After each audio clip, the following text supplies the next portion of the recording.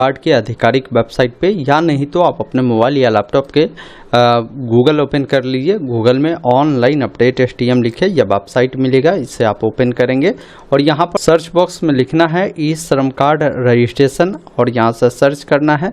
आपके सामने ये आर्टिकल आ जाएगा, ई श्रम कार्ड कैसे बनाए, जिस पर आपको क्लिक करना है। सारी जानकारी आपको मिल जाएगी, यहाँ पर आप सभी जानकारी को देख सकते हैं। इस श्रम कार्ड में मुख्य रूप से कई सारे अलग अलग आपको लाभ मिलते हैं। लाभ क्या क्या मिलता है वो समझिए।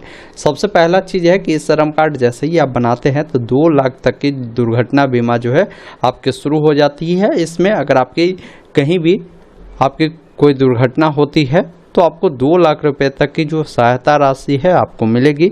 इसके तहत 3,000 रुपये पेंशन भी मिलते हैं प्रधानमंत्री श्रम योगी मानधन योजना के तहत, जब आपकी उम्र 60 वर्ष पूरा हो जाता है। तो बाकी इस योजना को लेकर मैंने ऑलरेडी वीडियो बनाया है, इसके बारे में आपको समझना होगा, क्योंकि ये डायरेक्ट 3,000 रुपये आपको नहीं मिलेगा। इसके लिए आपको अभी जो भी आपका उम्र होगा कुछ रुपए जो है हर महीने आपको जमा करने होंगे 60 वर्ष तक, और 60 वर्ष के बाद ये 3,000 मिलना शुरू हो जाता है।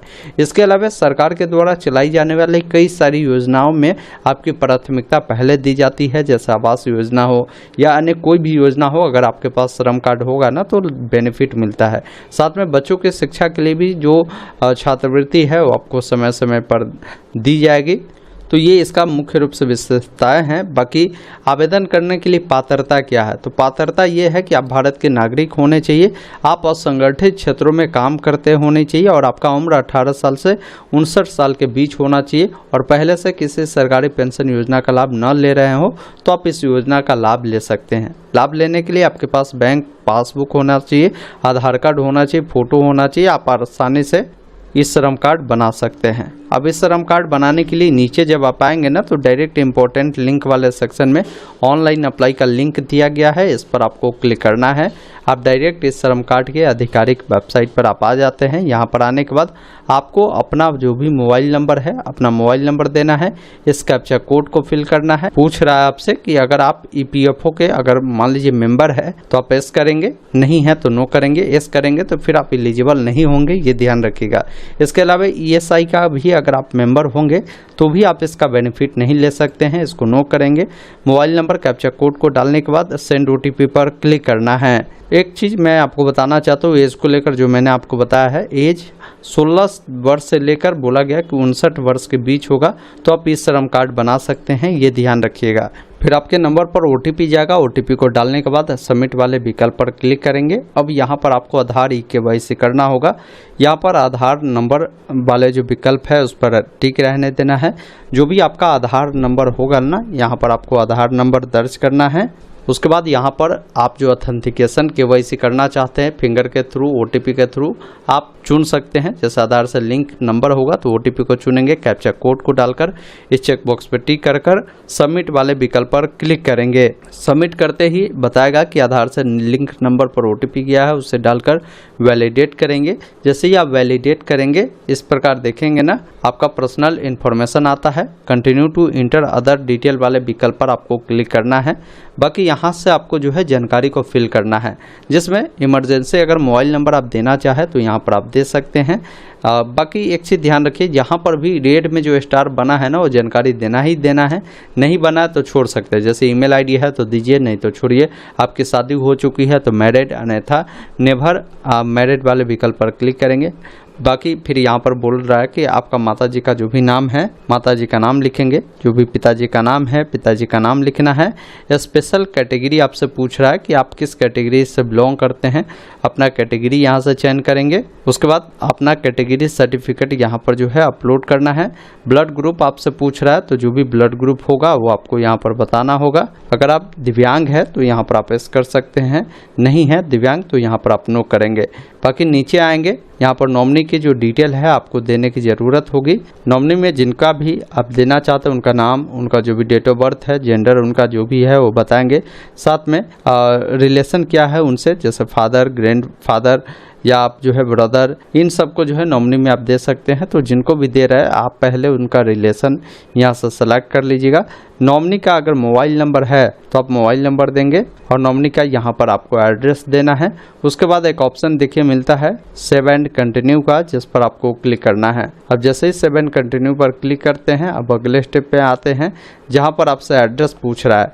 एड्रेस में आपको ध्यान रखना है रेसिडेंशियल जो भी एड्रेस आपका है वो बताएंगे। जैसे यहाँ पर पूछ रहा है कि आपका जो होम स्टेट है वो कौन सा है, साथ में होम डिस्ट्रिक्ट आपका जो है वो कौन सा है वो बताएंगे। साथ में यहाँ पर देखिए आपका स्टेट स्पेसिफिक आईडी है, इसको आपको छोड़ देना है, इसमें कुछ नहीं डालना है। नीचे आएंगे ना, करेंट एड्रेस जो आपका है वो अगर मान लीजिए शहर का है तो अर्बन, ग्रामीण क्षेत्र का है तो रूरल आप यहाँ से सेलेक्ट करेंगे। बाकी जो भी आपका एड्रेस जैसा भी हो, जैसा एड्रेस 1 में आप अपना विलेज लिख सकते हैं, एड्रेस 2 में अपना पोस्ट ऑफिस लिखेंगे, जो भी आपका स्टेट है अपना स्टेट यहाँ से बताएंगे, जो भी आपका डिस्ट्रिक्ट है, जो भी आपका ब्लॉक है वो सारी चीज़ें बताएंगे, और जो भी आपका पिन कोड है यहाँ पर लिखना है। बाकी आपसे यहाँ पर पूछता है कि आपका विलेज क्या कौन सा है, पिन कोड आपका क्या है, वो सारी जानकारी बताएंगे। फिर यहाँ पर अभी जो आप वर्तमान समय में रहते हैं वो इस एड्रेस पर आप कितने दिनों से रह रहे हैं वो साल आपसे पूछ रहा है। जैसे आप जितने दिन से भी रहते हैं वो साल अपने अकॉर्डिंग यहाँ से आप बता सकते हैं। उसके बाद आपका जो भी परमानेंट एड्रेस है वो एड्रेस के बारे में पूछ रहा है, वो ग्रामीण क्षेत्र का है या शहरी का, तो शहरी का है तो अर्बन, ग्रामीण का है तो रूरल आप सेलेक्ट करेंगे। जो भी आपका विलेज हो, पोस्ट ऑफिस हो, स्टेट हो, डिस्ट्रिक्ट हो, यहाँ पर भी अपनी तमाम जानकारी को फिल करेंगे। पिन कोड को डालकर 7 कंटिन्यू पर आपको क्लिक करना है। जैसे ही 7 कंटिन्यू पर आप क्लिक करते हैं फिर अगले स्टेप में आते हैं जहाँ पर क्वालिफिकेशन की जानकारी आपको बतानी है। तो क्वालिफिकेशन में आप जहाँ तक पढ़े हुए हैं वो बताएंगे, नहीं पढ़े हैं तो आप फर्स्ट वाला जो ऑप्शन है आप सेलेक्ट कर सकते हैं। लेकिन अगर आप पढ़े हैं तो आप अपने अकॉर्डिंग बता सकते हैं कि कहाँ तक पढ़े हैं। हो सकता है आप प्राइमरी से भी नीचे पढ़े हो, प्राइमरी तक पढ़े हो, मिडिल तक पढ़े हो, सेकेंडरी तक पढ़े हो, हायर सेकेंडरी तक पढ़े हो। मतलब 12वीं है तो हायर सेकेंडरी हुआ, सेकेंडरी का मतलब हुआ कि आप 10वीं तक पढ़े हुए हैं। बाकी जहाँ तक भी पढ़े हैं उसका जो भी सर्टिफिकेट हो उसको आप यहाँ पर इन तमाम फॉर्मेट में 1 MB के नीचे जो है अपलोड करेंगे। आपकी जो इनकम की स्लैब है वो क्या है, 10,000 से आप नीचे कमाते हैं मंथली, या 10 से 15,000 कमाते हैं, 15 से 18,000 कमाते हैं, तो जो भी आपका स्लैब होगा ना जिसमें आप आते हैं उससे आप यहाँ पर सेलेक्ट करेंगे। फिर इनकम सर्टिफिकेट को यहाँ पर अपलोड करना है, 7 कंटिन्यू पर आपको क्लिक करना है। उसके बाद आप अगले स्टेप में आते हैं, फिर आपसे पूछता है कि अभी आप कौन सा काम करते हैं, ये चीज़ें बताएंगे।